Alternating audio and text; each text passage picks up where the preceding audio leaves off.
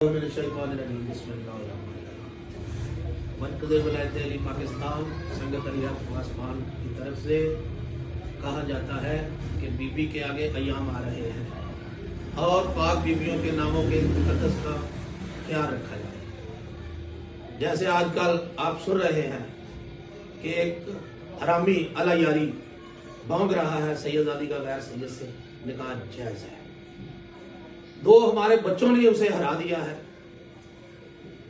और एक तो हमारे बाबा नूर शाह साहब जिसने उसे ज़लीलो खुमार कर दिया और कहीं का नहीं छोड़ा।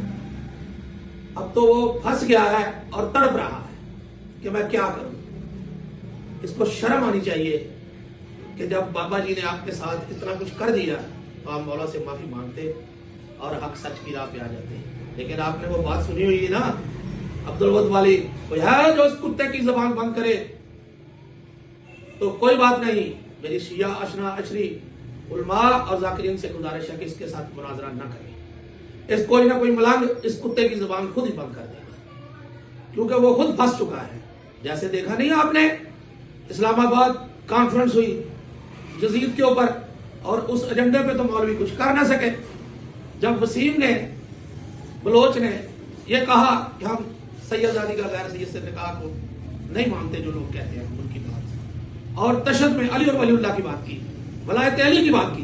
देखा नहीं आपने इस्लामाबाद कॉन्फ्रेंस हुई जजीद के ऊपर और उस एजेंडे पे तो मौलवी कुछ कर ना सके। जब वसीम ने बलोच ने ये कहा कि हम सैयदादी का गैर सैयद से निकाह को नहीं मानते, जो लोग कहते हैं उनकी बात, और तशद्दुद में अली और वलीउल्लाह की बात की, वलायत अली की बात की, उसने क्या किया था? सच बोला था। और ये बिल्ले थैलों से बाहर आ गए। सुबह उठ के कहते हैं तुम जाकरो जैसी बात करो। ये एजेंडा नहीं था, ये मौजू नहीं था। शर्म आनी चाहिए तुम्हें। हुर्मत सदात के लिए भी कोई एजेंडा होता है, वलायत अली के लिए भी कोई मौजू होता है कि अब बयान करे या अब ना करे। क्या उसने तुम्हें गोली मार दी थी? मौला ने उससे कराया जो कराया, मेरे बादशाह ने कराया। हजारों मौलवियों के मजमे में उसने ये आपके सर पे खाक डाल दी। और जाकिरीन के होते हुए खुदा के लिए मेरी जाकिरीन से अपील है, इन मौलवियों के झांसे में ना आए और किसी इनकी बात पे किसी कागज पे साइन ना करें। ये दिखाते कुछ है और करते कुछ है। आपने देखा नहीं इन्होंने रैली क्यों कैंसिल की? सिर्फ इसलिए कैंसिल की, चंद लोगों से ढक है कि वहीं भी कहीं वलायत अली बयान होना शुरू हो जाए, हुर्मत सदात में शुरू हो जाए।